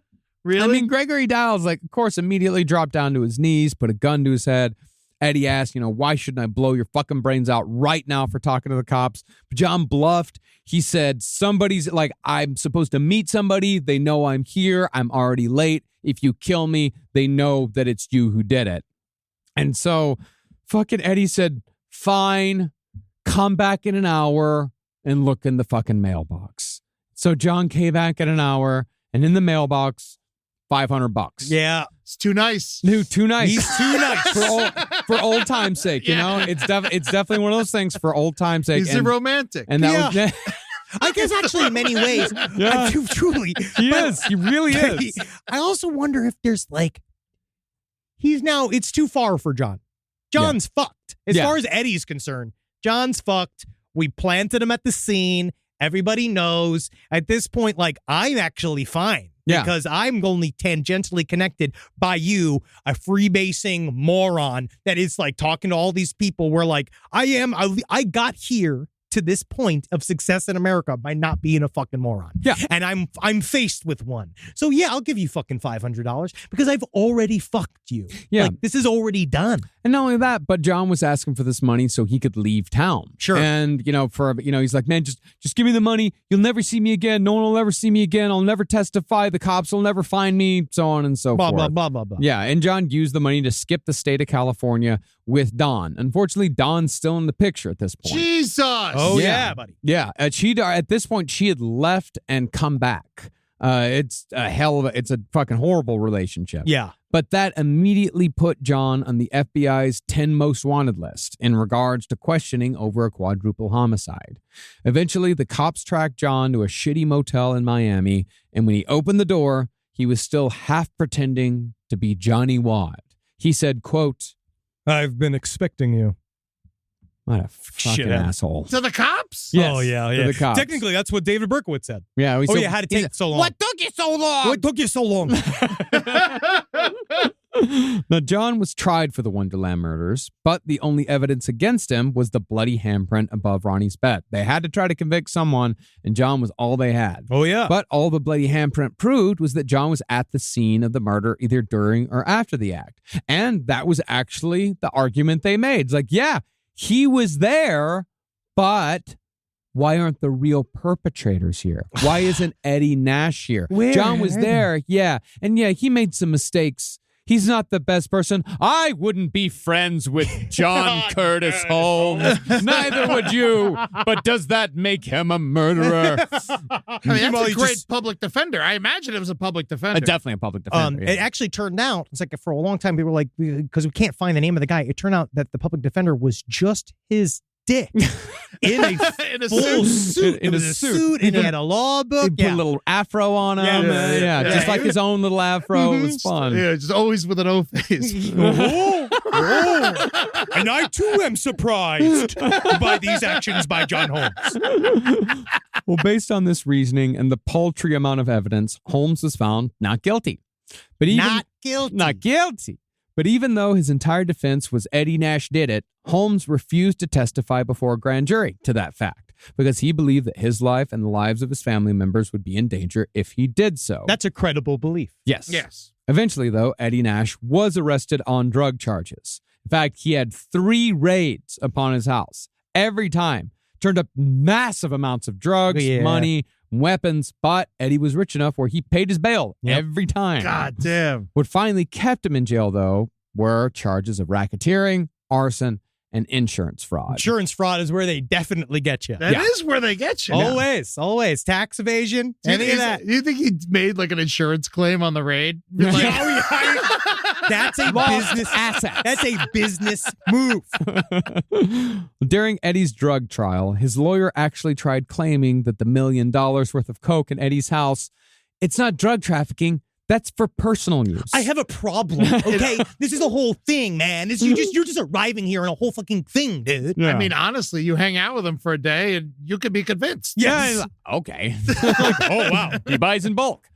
Even during that trial, Eddie would sneak out to his car to freebase. Damn. Then he'd take some Quaaludes to calm himself down, and then he'd go back to his trial. You know what it really is? It's the rat race. I am sick of it. It's just the idea of going into court high on cocaine and then I guess, slowed down by a quaalude in the middle of all of this shit. I mean, I don't know. It's just altered. It's just where you can completely, I guess, ignore everything that's going on and just stare at the fucking table for the next 6 hours. Yeah, because you say anything, you're fucked. Yeah.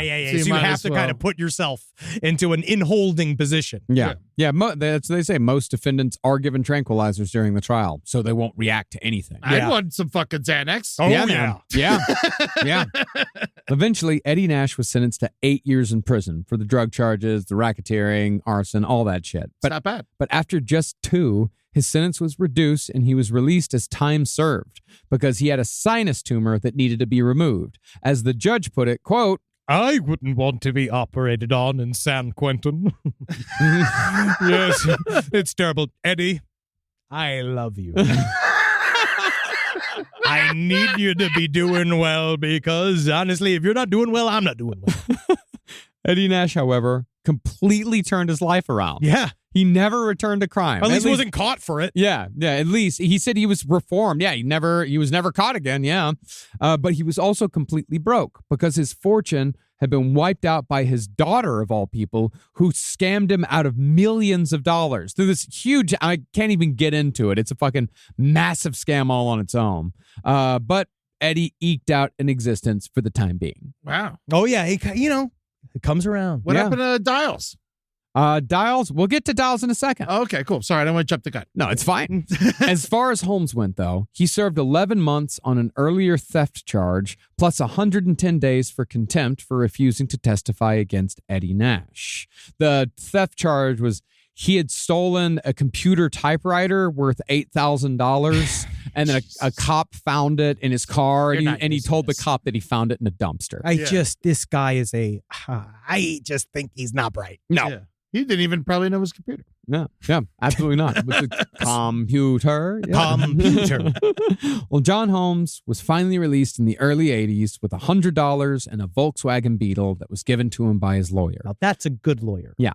John used that Beetle to drive directly to the home of one of his old porn producers, Bill Amerson. Bill Amerson was actually the guy on whom the character of Jack Horner in Boogie Nights was based on, the character played by Burt Reynolds. Is that big fat guy? Yeah, it's that big fat guy. It's that big fat guy. Well, John had worked with Bill quite a bit since John's introduction into the porn business in 1969, but they'd of course fallen out when John's drug habit blew up everything. But in the years since John had completely dropped out of the business, Bill Amerson had formed a production company called John Holmes Productions without John's knowledge or consent, because porn performers were paid day rates no matter how famous they were. They had no ownership over their work, their image, anything. And there was no big deals. No. But in a scene reminiscent to the conclusion of Boogie Nights, Bill still had a room waiting for John Holmes in his own house, and therefore brought him back into the industry. He should have just, go buy a grocery store. Go someplace else. Imagine trying to explain that to your wife. Yeah. Oh, yeah. I'm back in, baby. It's John again. And I'm just like, yay. John. Yay, John. Great. Yeah, and he's fresh off an acquittal on a murder charge. Yeah, incredible. And he's like sweating a lot and he's coughing a lot. He doesn't look too good. Mm-hmm. Now, because the Wonderland murders had been such a big news story, John Holmes had officially become a mainstream celebrity. So he used his notoriety as fuel to power a comeback, right as the video cassette boom truly set pornography on the path to becoming a $12 billion industry. That's how much porn makes today. By 1983, John Holmes was actually sober. He stayed sober for the rest of his life, and he'd moved in with a 19-year-old porn actress named Misty Dawn, whom he'd met while filming a porno called Flesh Pond. Okay. Which I'm sure was of the fine fucker in the ass variety. Yeah, from Boogie Nights. Yeah, eventually John and Misty would marry. Aww. No. Oh, yeah, exactly. Remember our audience. You can find love. You can find love. Now, it seemed like John's life was turning around, but in the mid-'80s, John Holmes contracted HIV right when the disease was starting to become known to the mainstream media. Now, the company that John worked for had actually instituted a testing policy that everyone agreed to. This was actually much to the company's surprise, because some porn actors at the time were refusing to be tested because they said it violated their civil rights. Good Lord. Yeah. And as it was, even those who got tested used fake names. John Holmes, for example, tested under the name. Guess the name. Peter North. Yeah, that would be incredible. That's how you do it. That's how you bury Peter is, I don't know. John Holmes is fine, but I heard that Peter, maybe you should be giving this work to John Holmes. No, Karl Marx. Oh, great. Yeah. That's a guy with some rules. You know what's a good porn name, though, honestly? George Washington. We need to get that back in. George Washington. Yeah, George Washington. Remember how, you ever hear about Ricky Henderson, his fake name? Whenever he would like check into a hotel, because Ricky Henderson's very full of himself. Of course, a lot of cocaine, you know. Yeah. And he was, Always talks about himself in the third person. Yeah. But whenever he checked into a hotel, his fake name was Richard Pryor. That's very funny. Because he thought that no one knew who Richard Pryor was. Yeah, it's very stupid. Now, John tested negative the first time he took an HIV test, but he soon after started showing signs of infection. His ears began to bleed, which his doctor somehow blamed on John's years in the army. Yeah, it turns out he was always allergic to tanks. Mm-hmm. And his penis. That's the problem, really. It's mortar. It's a mortar fever. Yeah. And his penis would break out into a rash and bleed if he had sex long enough. Jesus fucking Christ. God. Finally, though, when everything in his body started falling apart, John tested again and came up positive, making John Holmes the first well-known person in the porn industry to be diagnosed with HIV.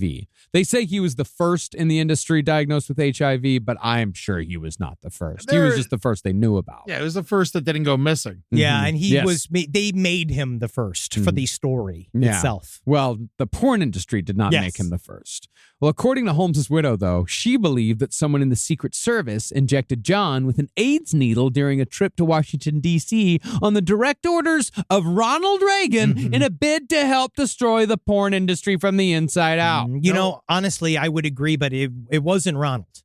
It was Nancy. She's the one who does this. She's the one who had been doing that. She had access to the needles. Yes. Yeah. She made up AIDS. She invented it at the White House. Her, the CIA, John Kennedy, who didn't die. But regardless, and arguably John's most cowardly move yet, his company released a statement that his bad health was caused by colon cancer.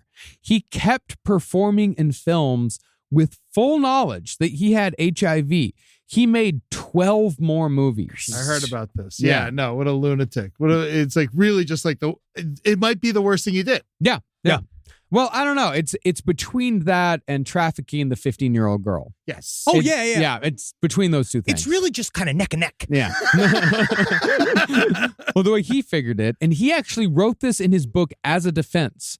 If his fellow performers didn't get AIDS from him, they were likely to get it from somebody else. That's that doesn't make any. Well, he figured if he had it, then everybody had it. It's very nihilistic. Yes, it's just but not it's real. it's very selfish. It's just fucking justifying your own actions. But incredibly, to the best of my knowledge, maybe you know different. Nobody in the industry contracted HIV from John Holmes.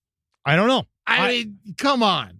Nobody came forward at the very least. Yes. Yeah. No one came forward. No one has said that this was directly connected to it. But we don't know. And he did have scenes with some, while he was positive, he had some scenes with he had scenes with Tracy Lords. Yeah, very famous people. Yeah. Very, very famous people. Yeah.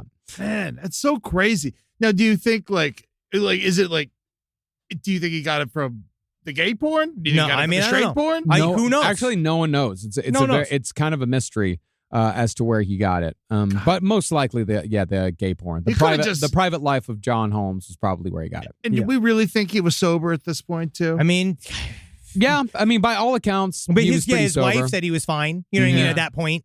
Yeah. But even more insane than that is the fact that the porn industry completely denied the cause of John's death from AIDS-related complications when it finally happened in a VA hospital in 1988.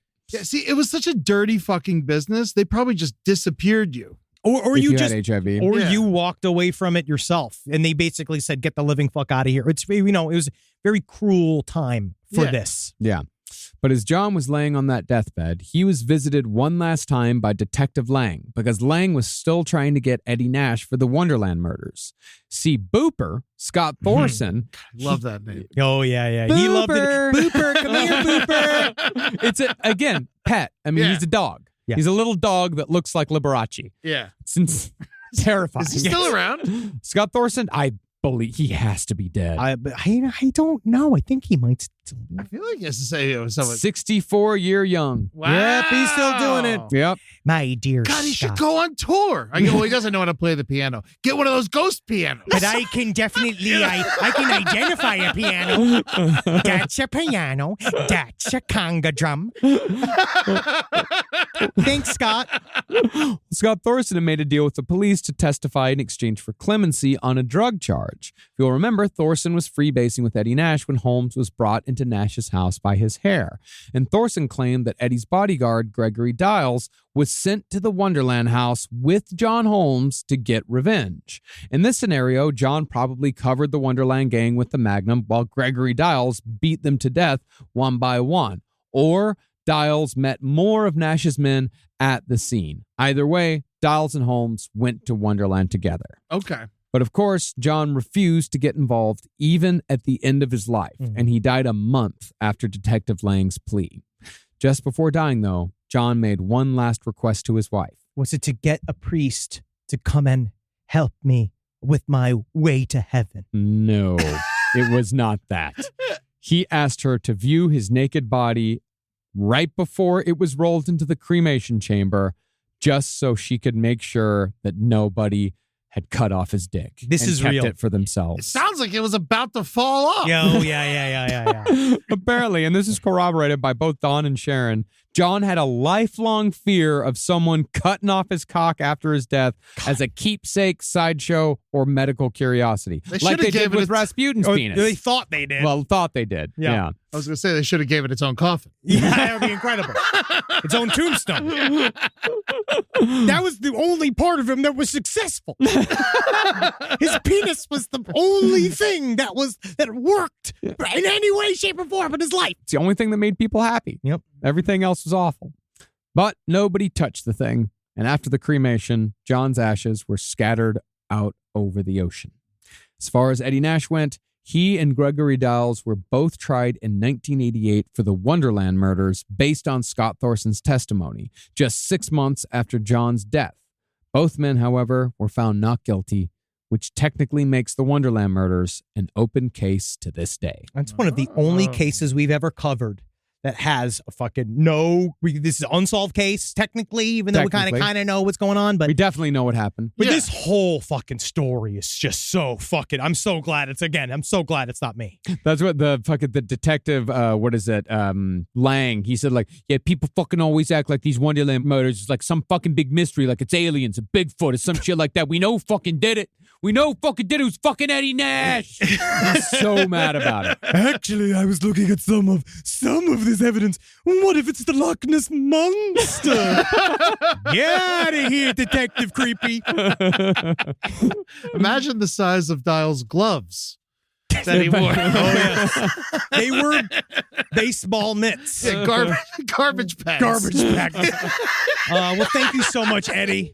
Thank you so much. Thank you for doing this very much. shit. Thank Thank you you so guys much. so much for listening. This has been it. We did it. John Holmes and the Wonderland Murders. We're coming back next week with another fucking true crime series, which we're super excited about. It's Yeah, kinda more fucking- like historical true crime, More but like recent history. We're going back to the 70s for this shit. Can't Yes. fucking wait. This has been something that we've been waiting to do for a long time. Yes. Hell yeah. Yes. Very excited for it. Anything else? Murderfish Show. Right. Will you please come check out Murderfest? We are in Los Angeles, Dynasty Typewriter, September 22nd and 23rd. Right now, I believe the 23rd still got tickets. The 22nd's got tickets. 23rd sold out. Just check it out. Dynasty Typewriter, Los Angeles, 20 years in the making. 20 fucking years. It is you're gonna see a bunch of dudes That's- not used to fucking slam dancing anymore doing that. So, literally, we have to all stretch and we have to we got to really take care of My ourselves leading poor up to that. knees. Yes, Yeah, you want me to do the worm. I do. I don't think it's going to happen, but I might try it. Come on. I don't want you to. It is the last sketch, maybe. So maybe even if I hurt myself, the show's over. I know the show's, and then we'll just call it Joe. the show's over, but life continues. Yeah, but it's a dumb shadow of a life. We still want you around. No Dogs in Space, Amidol 2 Part 2 is out this week. We continue on our series in experimental rock. We're going to be talking about one of the fucking coolest, heaviest, hardest psychedelic albums ever put out, Yeti. It's fucking Eddie. You gotta fucking listen to Yeti. Please. You're gonna you'll love love it. You're gonna love. I love Yeti. all things Yeti. Yeah, The you coolers, the fucking everything. and of course, check out the No Dogs in Space live stream every other Monday on twitch.tv/Last Podcast Network. And check out all our new programming. We got it all over. We're going to have stuff next week. We're Tears for the Clowns coming back. Good Puds. Doing a bunch of stuff. We're really excited. And of course, The brighter side. Yeah. The brighter side. One of the greatest podcasts about positivity you'll ever fucking hear. It's better than Michelle Obama's fucking positivity podcast. I'll tell you, this bitch comes for my game. I'm the positivity podcast guy. Michelle Obama tries to step in my fucking ring. This is a good way to end. She's going down. I'm really happy. Perfect. I'm always glad we end with a good old-fashioned anti-Michelle Obama scream. It's great. Yeah, it's great. All right. But brighter side with Amber Nelson. Please. Bye, everybody. Bye. Hail Game. Hail Satan. Hail yourselves. Hail Yeah, me. Thank you. Sure. Thank you for that. Yeah. Sure. Well, yeah, sure. You can do it. Yeah. I'd like you to. Bye. This show is made possible by listeners like you.